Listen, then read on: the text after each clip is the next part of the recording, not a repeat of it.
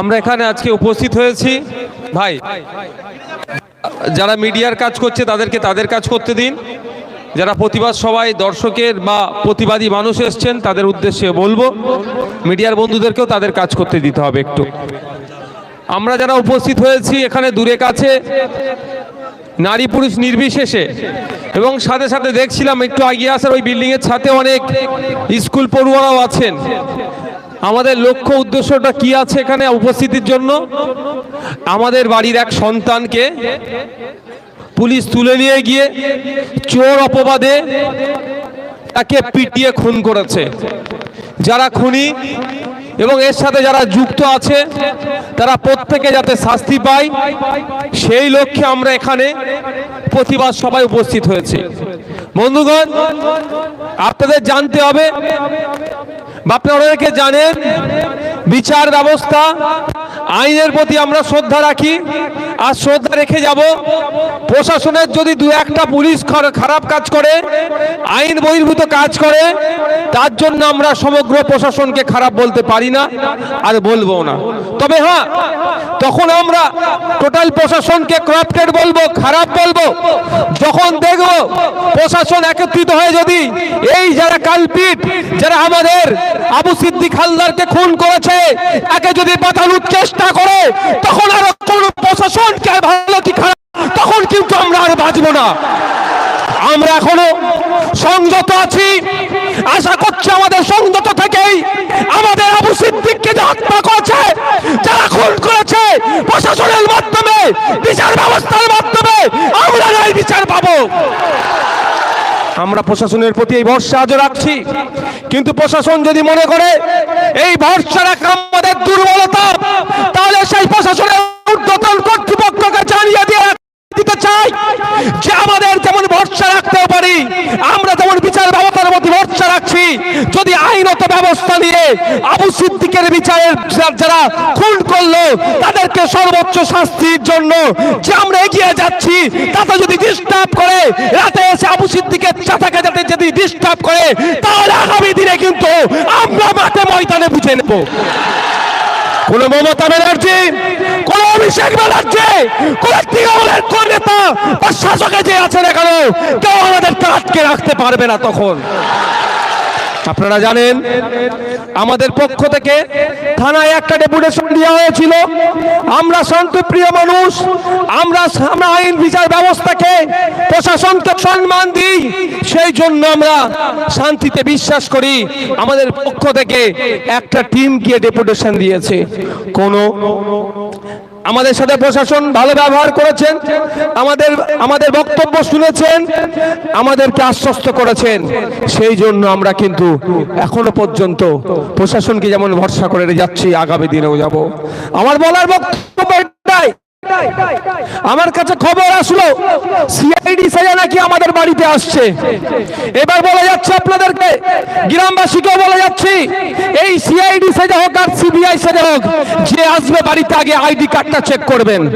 কি করবেন? আগে আইডি কার্ড চেক করবেন। আপনি কে? আপনার আইডি কার্ড দেখান।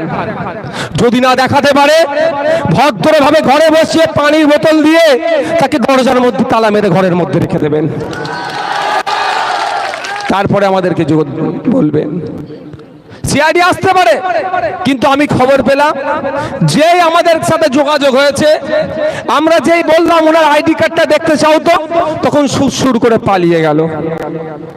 ভয়ের বাতাবরণ করার চেষ্টা হচ্ছে। একের পর এক ছেলেকে কোন জায়গায় পিটিয়ে মারছে, কোন জায়গায় থানায় তুলে নিয়ে গিয়ে মারছে, কোন জায়গায় মিথ্যা কেস দিয়ে এই মুসলিম সমাজের যুব সম্প্রদায়গুলোকে, আদিবাসী দলিত পরিবারের ছেলেগুলোকে, যারা একটু প্রতিবাদী, যারা অন্যায়ের বিরুদ্ধে কথা বলে, তাদের মুখকে বন্ধ করার চেষ্টা করছে। আর হতে দেওয়া চাই না। আমরা এখানে তার শপথ করতে হবে আমাদেরকে।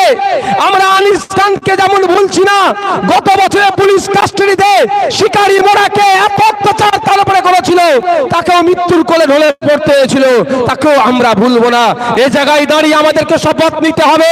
অনেকে অনেক কথা বলবে, অনেকে কান ভাঙাবে, কিন্তু আমাদের শপথ নিতে হবে আবু সিদ্দিকের খুনিরা যতক্ষণ না পর্যন্ত শাস্তি পাচ্ছে, আমরা শান্তির ঘুম ঘুমাবো না। আমাদেরকে শপথ নিতে হবে। আমরা চাই না আগামী দিনে এই ধরনের কোন মায়ের কোল খালি হোক, কোন শিকারী মুরার মতো কেউ হত্যা হোক থানা পুলিশ কাস্টডিতে, কোন আবু সিদ্দিকের মতো কারো ভাইপো হারা হোক তার চাচা, এটা আমরা চাই না।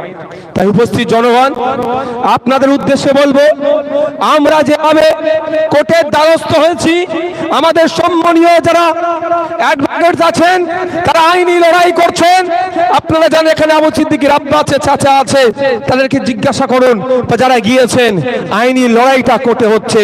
সাথে সাথে আগামী দিনে কোনো না আবু সিদ্দিকের মতো ঘটনা ঘটে, তার জন্য আমাদের মাঠে ময়দানে লড়াই করতে হবে। প্রস্তুত আছেন তো নাকি? প্রস্তুত আছেন তো নাকি? আর একটা কথা, আমি যখন আসছিলাম আমার কাছে একটা ফোন গেল, আমাদের এখান থেকে নাকি কেউ পুলিশকে দেখে তেড়ে যাচ্ছিল। এটা কখনোই কাম্য নয়। এটা হতে পারে আপনি আমি এসেছি মধ্যখান থেকে ওই প্রশাসনদেরকে বাঁচানোর জন্য, ওই কি সাব ইন্সপেক্টর কি আছে একটা নাম, এই রাজদীপ সরকার না হালদার কি আছে, ওকে বাঁচানোর জন্য, কেসের মাইন্ডকে ডাইভার্ট করে দেওয়ার জন্য কি করতে পারে, তার এই ভিড়ের মধ্যে তাদের লোক ভরে দিয়ে পুলিশের প্রতি খারাপ ব্যবহার করতে পারে। এটা কোনোভাবেই কাম্য নয়। এই কাজ যারা উৎসাহিত করছে তাদেরকে চিহ্নিত করতে হবে। কারণ আজকে তো পুলিশকে মারার জন্য আমরা এখানে উপস্থিত হইনি, পুলিশকে তাড়া দেওয়ার জন্য তো উপস্থিত আমরা হইনি। আমরা আমাদের ভাইয়ের খুনিদের বিচারের দাবিতে এখানে উপস্থিত হয়েছি। সুতরাং এখানে যারা আমাদের মধ্যে থেকে এই ধরনের অন্যায় কাজ করার চেষ্টা করছে তাদেরকে কি করতে হবে? চিহ্নিত করতে হবে। কারণ আপনারা ভালো করে জানেন, যেদিন আবু সিদ্দিককে খুন করেছিল তারপরের দিনেই আবু সিদ্দিকের গ্রামের মানুষজন, এলাকার শুভবুদ্ধি সম্পন্ন মানুষজন, হিন্দু মুসলিম নির্বিশেষে, মা বাপ নির্বিশেষে ভোলা থানার সামনে শান্তিপূর্ণ প্রতিবাদ করছিল। কিন্তু দুর্ভাগ্যের বিষয়, আমার কাছে ভিডিও আমার কাছে এসেছিল, সেখান থেকে নাকি এই শান্তিপূর্ণ থেকে নাকি কেউ ইট ছুঁড়েছে, এই অভিযোগ আছে। কিন্তু আমি দায়িত্ব নিয়ে বলতে পারি, যারা ওই দিনকে আমার হিন্দু সমাজ, মুসলিম সমাজের মা বোনেরা একত্রিত হয়ে, বাপ ভাইয়ের একত্রিত হয়ে এই ঢোলাশ্যাম থানার সামনে প্রতিবাদ করছিল, তাদের মধ্যে থেকে একজনও এই অপকর্মের সাথে যুক্ত ছিল না।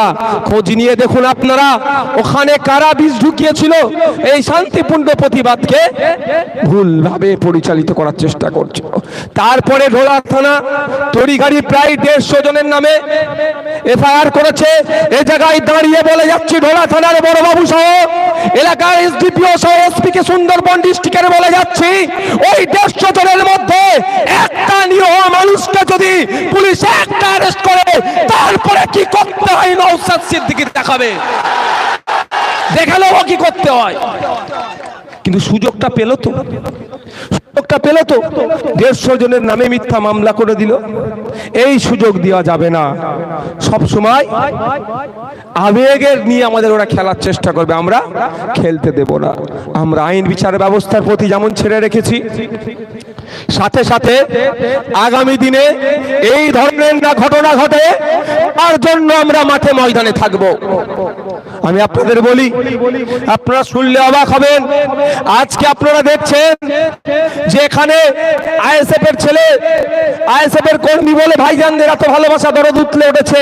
শুধু তাই নয়, আপনারা জানেন গত বছরে তুহিনা খাতুন বলে আমি তার বাড়িতে পৌঁছে গিয়েছিলাম, পুরোপুরি তৃণমূল পরিবারের মেয়ে, কিন্তু তৃণমূলের অত্যাচারের কারণে তাকে সুসাইড করতে বাধ্য হয়েছিল।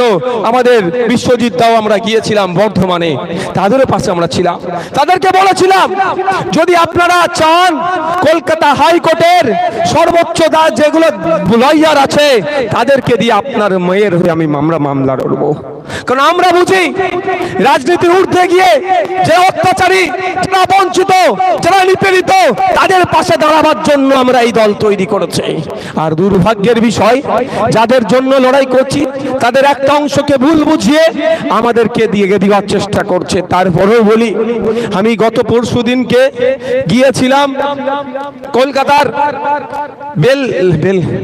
বেলগাছিয়ার ওখানে।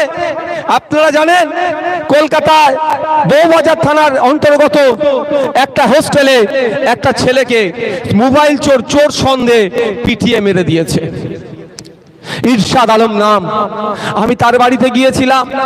আমি বাড়িতে গিয়ে সত্যি বলছি, আমি অবাক হয়ে গিয়েছিলাম। একটা বাড়ি 100 স্কোয়ার ফুটের মধ্যে হবে, হয়তো তারও মনে হয় কম হবে। সেখানে 4 জন থাকে, ওর ফুপু একজন থাকে, ইরশাদ আলমের স্ত্রী, একটা ক্লাস 5-এ পড়ে, তার মেয়ে ক্লাস 1-এ পড়ে, একটা ছেলে। এই পরিবার নিয়ে থাকতো, তাকে পিটিয়ে মেরে দিল। ভাবতে পেরেছেন আজকে আমাদের রাজ্যে যাদের হাতে আইন শৃঙ্খলা দেখার দায়িত্ব, তারা যদি সঠিকভাবে ভূমিকা পালন করে, তাহলে এরশাদ আলমের যারা খুনি তারা সর্বোচ্চ শাস্তি পাবে। কিন্তু দুর্ভাগ্যের বিষয়, আমি ভেবে পাচ্ছি না যে আমরা কোন দিকে এগিয়ে যাচ্ছি। সারা রাজ্যে মব লিঞ্চিং হচ্ছে। বিগত 1.5 মাস যদি আমরা দেখি, কি 2 মাস যদি লক্ষ্য করি, সারা রাজ্যে প্রায় 14 থেকে 15টা ঘটনা ঘটেছে, যেখানে পিটিয়ে মেরে দেওয়ার ঘটনা। কোনটা পুলিশ থানার কাছাকাছি, পুলিশ থানা স্টেশন থেকে 500 মিটারের মধ্যে, তো একটু দূরে। কিন্তু দুর্ভাগ্যের বিষয়, রাজ্য সরকারের যিনি প্রধান আছেন, তার একটা কোনো মন্তব্য শুনলাম না। আমরা ভুলে যাচ্ছি না, আর আমি ভুলে যেতেও দেব না আপনাদের। যখন আনিসকে হত্যা করেছিল, এই ছাদ থেকে পুলিশ ঠেলে ফেলে দিয়ে তাকে যখন মৃত্যুর কোলে ঢলে পড়তে হয়েছিল, মমতা ব্যানার্জি দীর্ঘক্ষণ নীরবতা কাটিয়ে বলেছিলেন 14 দিনের মধ্যে না 15 দিন টাইম দিয়েছিলেন, এসআইটি গঠন করে দিচ্ছি, আনিস বিচার পেয়ে যাবে। কিন্তু দুর্ভাগ্যের বিষয়, এখন সরকার সেই রকম সহযোগিতা করছে না, বরঞ্চ এই মমতা ব্যানার্জি সরকার, রাজ্য প্রশাসন তার পুলিশগুলোকে বাঁচানোর চেষ্টা করছে। তাই আমি এই জায়গায় দাঁড়িয়ে বলি, এখানে এই খুনের সাথে যারা যুক্ত, আর আপনাদের তথ্য দিয়ে যায়, যেহেতু সাব জুডিস ম্যাটার, সমস্ত বিষয় ডিসক্লোজ করা যায় না, তাও আপনাদের বলে যাচ্ছি, এই খুনের সাথে শুধু পুলিশ জড়িয়ে নাই, এলাকার যারা আছে শাসকের, তারাও জড়িয়ে আছে। সময়ের সাথে তাদেরও ব্যবস্থা হবে, সেটাও সময়ের সাথে কোর্টে প্রডিউস হবে। তারা যদি ভাবে যে 2টো অফিসারের নামে এফআইআর হয়ে গিয়েছে, তারা মাঝখান থেকে বেঁচে যাবে, অতটা সহজ নয়। মোবাইলের লোকেশন টাওয়ার কোথায় ছিল, ওই অফিসারের সাথে এসে বসে কারা গল্প করেছিল, ওই এদের বাড়ি থেকে যে সোনা চুরি হয়েছে ওটা ভাগ নেওয়ার জন্য কখন থানায় গিয়ে গল্প করেছে, সমস্ত লোকেশন আমাদেরকে, ট্র্যাক লোকেশন আমাদেরকে বলে দেবে। তাই এগুলো হবে, একটাও ছাড় পাবে না। পঞ্চায়েতের প্রধান হতে পারো তুমি, পঞ্চায়েত সমিতির সভাপতি হতে পারেন আপনি, তৃণমূলের অঞ্চল সভাপতি হতে পারেন আপনি। আপনার ডেজিগনেশন যেটা আছে আমি সেটাকে সম্মান দিয়ে বলছি, আপনি ওই রাজদীপ বাবুর সাথে এর কি বলে ওটাকে ভাগ বটরার জন্য যে আলোচনা করেছিলেন, কখন থানায় গিয়ে সে বখরার জন্য যে আলোচনা করেছেন, সেটাও কিন্তু আমাদের কাছে জানা আছে, এবং সময়ের সাথে সাথে সেটা আমরা কোর্টে প্রোভাইড করব। সাব জুডিস ম্যাটার, যেহেতু এই মামলা চলছে, এটা নিয়ে সবটা ডিসক্লোজ করা যায় না, তো আপনাদের বলে রাখি, কোর্টে চলছে বলে ঘুমিয়ে পড়লে হবে না। কি বলছি বুঝতে পারছেন তো? কোর্টে চলছে বলে ঘুমিয়ে পড়লে হবে না, আমাদেরকেও জেগে থাকতে হবে। আমরা জেগে থাকলে হাইকোর্টের যিনি জজ আছেন তিনিও ভাববেন, নাহলে আমরা ভুলে যাচ্ছি না একটার পর একটা বিষয়ে। আপনি জানেন, হয়তো জানেন না, আমি ওর মায়ের সাথে কথা বলেছিলাম। অসমের এক ছেলে ফাইজান নাম, তিনি এতে এসেছিলেন, আইটিআই খড়গপুরে পড়াশোনা করতে এসেছিল, তাকেও খুন করা হয়েছিল। আমাদের রাজ্য সরকার যথাযথ কোর্টকে সহযোগিতা করছে না বলে, প্রশাসন সহযোগিতা করছে না বলে, এই ফাইজানকে যারা হত্যা করলো তারা খুনির এখনো পর্যন্ত শাস্তি পাচ্ছে না। মানে বুঝতে পেরেছেন আমাদের রাজ্য সরকারের কি চিন্তা ভাবনা। আর আপনাদের একটা কথা বলি, এই সব যে ঘটনাগুলো ঘটছে দেখছেন না, ইশরাত আলমকে পিটিয়ে মারলো, আপনার নিউ টাউনে কি মন্ডল নাম ভুলেছি, 22 বছরের একটা যুবক, তাকে পিটিয়ে মারলো, এই থানায় ডেকে নিয়েছে, এই অত্যাচার করে পিটিয়ে মারলো। আপনাদের বলি, এইগুলো কিন্তু একটা, আস্তে ভাই আস্তে, যে যেতে চাইছে তাকে যেতে দাও। এই ধরুন এটা কিন্তু আপনাদের মাথায় রাখতে হবে। একটা ভয়ের বাতাবরণ তৈরি করা হচ্ছে, এটা আগামী দিনে যাতে মা ঘর থেকে বার হলে প্রতিবাদ করতে গেলে মায়েরা বোঝায়, স্ত্রীরা বোঝায়, বাপেরা বোঝায়, বাপ তোর যাওয়ার দরকার নাই, গেলে হয়তো ক্ষতি করে দেবে। আর ঘরের মধ্যে আপনাদেরকে আটকে রাখার জন্য একটা পরিকল্পনা চলছে। এটা একটা প্ল্যান মাফিক অর্গানাইজ ওয়েতে এই ধরনের মার্ডারগুলো এরা করছে। কোন জায়গায় বিচ্ছিন্নবাদী শক্তিদের কাজে লাগানোর চেষ্টা করছে, কোন জায়গায় ধর্মকে কাজে লাগানোর চেষ্টা করছে, কোন জায়গায় রাজনৈতিক পক্ষকে কাজে লাগানোর চেষ্টা করছে, তো কোন জায়গায় প্রশাসনকে কাজে লাগিয়ে এই ভয়ের বাতাবরণ তৈরি করার চেষ্টা করছে।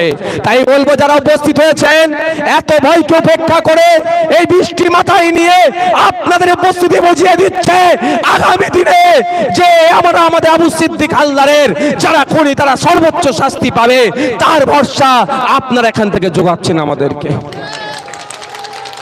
আগামী দিনে যদি আপনাদেরকে খুব তাড়াতাড়ি, আজকে আমরা এখানে উপস্থিত হয়েছি, এটা কি কোন ব্লক? মথুরাপুর 1 নম্বর ব্লকের গুটি কয়েক মানুষ আজকে উপস্থিত হয়েছে। প্রয়োজনে প্রয়োজন নয়, আগামী দিনে সারা রাজ্যে যেভাবে এই গণহত্যা চলছে, গণপিটুনি চলছে, এই পুলিশের ওভার অ্যাকশন হচ্ছে, পুলিশ থানায় ডেকে নিয়ে গিয়ে বসিয়ে মিথ্যা কেস দিয়ে মামলা কাটাচ্ছে বা কোনো জায়গায় উদ্ধারের নামে পিটিয়ে মেরে দিচ্ছে, এর প্রতিবাদে আমরা খুব তাড়াতাড়ি কলকাতা রাজপথে যাব। আপনারা যাওয়ার জন্য প্রস্তুত আছেন তো? আমার প্রশ্ন এখান থেকে আপনাদের কাছেও রাখতে চাই, রাজ্যের প্রশাসনের যিনি সর্বোচ্চ কর্তা আছে, যিনি পুলিশ মন্ত্রী আছে, তার কাছেও রাখতে চাই, যাদের নামে এফআইআর হয়েছে, কপিতে যাদের নাম আছে, সেই এসআই থেকে শুরু করে আর যারা আছে, এখনো পর্যন্ত তাদেরকে গ্রেফতার করা হলো না কেন? এর জবাব কিন্তু ঢোলার মানুষ নয়, সারা রাজ্যের মানুষের কাছে মমতা ব্যানার্জি তথা পুলিশ মন্ত্রীকে দিতে হবে। ওরা বলছে নাকি মমতা ব্যানার্জি কোনো শব্দই খরচ করেনি, কোনো শব্দই মুখে খরচ করেনি, মানে বুঝতে পারছেন তো? তিনি চাইছেন এই ধরনের হোক, একটা দুটো হলে কি হবে? আমি বলছি মুসলমানরা ভয় পেয়ে যাবে, কোড বলছি আদিবাসীরা ভয় পেয়ে যাবে, কোড বলছি দলিতরা ভয় পেয়ে যাবে। আর মমতা ব্যানার্জি তিনি এদেরকে নিয়ে সুন্দরভাবে রাজনীতি করতে পারবে। আমাদেরকে ভয় দেখানো হয়, গুজরাটের কথা বলে, উত্তরপ্রদেশের কথা বলে, অসমের কথা বলে, কিন্তু আমাদের রাজ্য কিন্তু এই গুজরাট, উত্তরপ্রদেশ, অসম থেকে কোনো অংশে পিছিয়ে যাচ্ছে না। পুলিশ কাস্টাডিতে পিটিয়ে মারার ঘটনা আজকে নতুন নয়, গত বছরের কথা বলছি, বারুইপুর পুলিশ ডিস্ট্রিক্টের আন্ডারে 4 জন এই ধরনের পুলিশের হাতে নিগৃহীত হয়ে মারা গেছে বলে এই অভিযোগ আছে। গত বছরে তাদের পরিবারের লোকজনকে ডেকে কিছু ক্ষতিপূরণ দিয়ে বলেছিল বিচার হবে, 1 বছর হয়ে গেল, কোনো প্রোগ্রেস দেখতে পাচ্ছি না। তাই বন্ধুগণ আপনাদের বলবো, সজাগ হন, সতর্ক থাকবেন, প্রস্তুত নেন। আগামী দিনে এই শিকারি মুড়ার মতো কোন ছেলেকে আমরা হতে দেব না। আগামী দিনে আবু সিদ্দিকের মতো আমরা কোন ছেলেকে হতে দেব না। আগামী দিনে বিদ্যুৎ মণ্ডলের মতো কোন ছেলেকে আমরা হতে দেব না। আমরা আমাদের পরিবার পরিজনকে নিয়ে খেটে খাচ্ছি, যাতে মাথা তুলে থাকতে পারি, তার ব্যবস্থা আমরা নিজেরাই করে নেব। হবে তো নাকি? আমরা পারবো না আমাদের ব্যবস্থা করে নিতে? আমরা পিছিয়ে বর্গের মানুষ, আমাদের উপর অত্যাচার নামাচ্ছে, কোনোভাবেই আমরা মেনে নেব না। তাই বন্ধুগণ আপনাদের কাছে আমি একটা অনুরোধ করব, যে কি শৃঙ্খলাবদ্ধ হয়ে থাকবে। একটা শান্তিপূর্ণ আন্দোলন, একটা শান্তিপূর্ণ প্রতিবাদ সভাকে মুহূর্তের মধ্যেই কুলুষিত করে দিতে পারে আমরা যদি বিশৃঙ্খলা থাকি বা আমাদের মধ্যে যদি কেউ ঠকে থাকে। তাই বন্ধুগণ আপনাদের বলবো, আপনারা শৃঙ্খলাবদ্ধ থাকবেন, ঐক্যবদ্ধ থাকবেন। আজকের পর থেকে যদি আপনাদের বাড়িতে কেউ আসে, সর্বপ্রথম তাকে কি বলবেন? আপনি কোথা থেকে আসছেন? আর মোবাইলটা অন করতে পারবেন তো? হ্যাঁ, মোবাইলটা অন করবেন, বলবেন কি বলছেন বলুন, আইডি কার্ড দেখান। দেখাতে পারবেন? বলবেন তো? একদম। আর যে আইডি কার্ড দেখাতে পারবে না তাকে ঘরে বসিয়ে মিষ্টি পানি দিয়ে তালা মেরে আমাদেরকে জানাবেন। আমি আপনাদের বলছি, আমি একজন বিধায়ক, তো আমারও আইডি কার্ড আছে, তো দেখুন আমি নিয়ে ঘুরছি সাথে করে। দেখো খারাপ হয়ে গেছে, এটাকে আমি ঠিক করতে দিই, বুঝতে পেরেছেন? আমি বিধায়ক, আমাকে সাথে নিয়ে ঘুরতে হয়, বুঝতে পারছেন? তাহলে আমি যদি বিধায়ক, আমি যদি আইন তৈরি করার 294 জনের মধ্যে আমি একজন, আমি যদি আইন তৈরি করি, যারা সে যদি আইডি কার্ড নিয়ে ঘুরতে পারে, যারা আইনের বাস্তবায়ন করে সে বেটারা ঘুরবে না কেন? তুমি সিআইডি হয়েছো, সিআইডি সেজে এসেছো, চমকাতে এসছে, ওই চমকানো ধমকানো দিন গুজার গিয়া, ও দিন গুজার গিয়া। এটা মনে রাখবেন, আপনাদের বলে যাচ্ছি, আপনাদের জন্য আমি 42 দিন জেল কেটেছি, আর আপনাদের জন্য 420 দিন জেল কাটার জন্য প্রস্তুত আছি। কিন্তু কোন অন্যায়কে মেনে নেওয়া যাবে না। আমার অপরাধটা কি? আমি দলিত মায়ের হয়ে কথা বলি। আমার অপরাধটা কি? আমি মুসলিমের হয়ে কথা বলি। আমার অপরাধটা কি? আমি আদিবাসী হয়ে কথা বলি। আমার অপরাধটা কি? আমি পিছিয়েবর্গী হিন্দুর হয়ে কথা বলি। ওইটাই আমার অপরাধ না। আমি এই অপরাধ 100 বার করতে প্রস্তুত আছি যদি আপনারা আমার সাথ দেন। বুঝতে পেরেছেন? ভয় পাবেন না, মাথা তুলে বাঁচবেন, মাথা কারো কাছে হেড করবেন না, কাউকে মাথা বিখিয়ে দেবেন না। দেখুন আপনাদের বলে যাই, এই গণতন্ত্রের, এই ডেমোক্রেসির সব থেকে মজার কি জানেন? সব থেকে মজা কি জানেন? 2019 সালের পর থেকে যারা স্লোগান দিয়েছিল কি আপকি বার 400 পার, তারা আজকে অন্য হাত ধরে সরকারে আছে। বুঝতে পারছেন তো? এটা গণতন্ত্রের সব থেকে বড় মজা। গণতন্ত্রের মানুষ শেষ কথা বলে। আজকে যারা সংখ্যার যারা গরম দেখাচ্ছে, কালকে তারা নিচে চলে আসবে, আপনি কালকে উপরে চলে যাবেন। তাই আপনাদেরকে সেই ব্যবস্থা করতে হবে।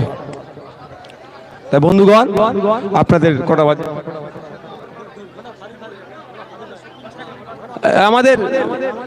আমাদের ঢোলার অঞ্চল সভাপতি ফারুক ভাইকে কি করেছিল? একটা পাড়ার ঝামেলা হয়েছে, পারিবারিক ঝামেলা, আমাদের অঞ্চল সভাপতিকে ধরে জেলের মধ্যে রেখে থানাতে বসিয়ে জেল খাটিয়েছে। কিছু অসুবিধা হয়েছে? সে কোথায়? ফারুক ওঠো। কিছু অসুবিধা হয়েছে? আমি আপনাদের বলি, আমি নিজে জেল খেটে এসেছি তো। হ্যাঁ, জেলে একবার করে যাওয়া দরকার প্রতিবাদীদের, একবার করে প্রতিবাদীদের জেলে যাওয়া দরকার। ভয়টা কেটে যাবে। জেলের ভয় দেখাই তো আটকে রাখতে পেরেছিল। তো আপনাদের এখানে উপস্থিত যারা আছেন, আমি প্রত্যেককে বলে যাচ্ছি, অন্যায় আপনারা করবেন না, আইন হাতে তুলে নেবেন না, সংবিধান বিরোধী কাজ করবেন না। আপনার জিম্মেদার আমি হলাম, আপনার হয়ে লড়াই আমি করব। তারপরে যদি অন্যায়ভাবে মিথ্যাভাবে আপনাদের নামে মামলা দেয়, সে ঢোলা থানা হোক আর যেই হোক, আপনাদের বলছি প্রয়োজনে আপনাদের জন্য কলকাতা হাইকোর্টে গিয়ে আপনাদেরকে জামিন করিয়ে নিয়ে এসে মালা পরিয়ে আপনাদের পৌঁছাবো।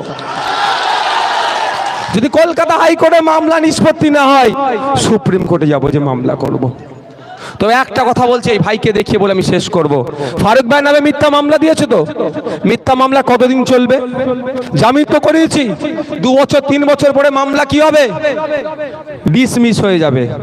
ফারুক ভাই কি হবে? অন্যায় করেনি তো, বেইজ্জত বাড়ি হয়ে যাবে, অর্থাৎ খালাস হয়ে যাবে, কোনো মামলা থাকবে না। তারপরে কি আমরা ছেড়ে দেবো?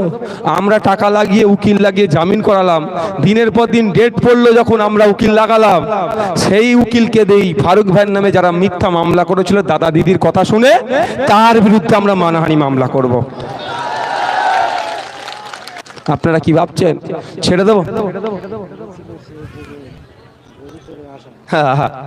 আবার যে করেছিল সেই নাকি গরু চোরের আসামি বলছে। যাক, সেই বিষয়ে আমি যাচ্ছি না, আপনাদের বলে রাখছি।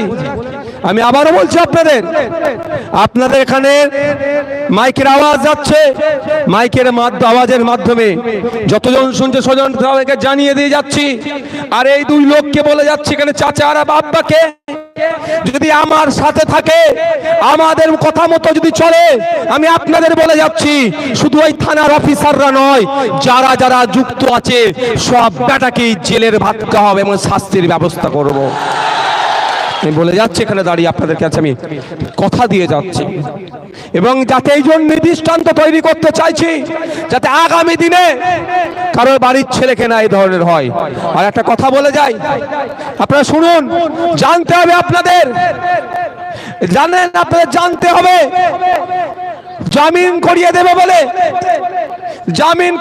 বলে প্রায় কেস হালকা করে প্রায় 2 লক্ষ টাকা চেয়েছে।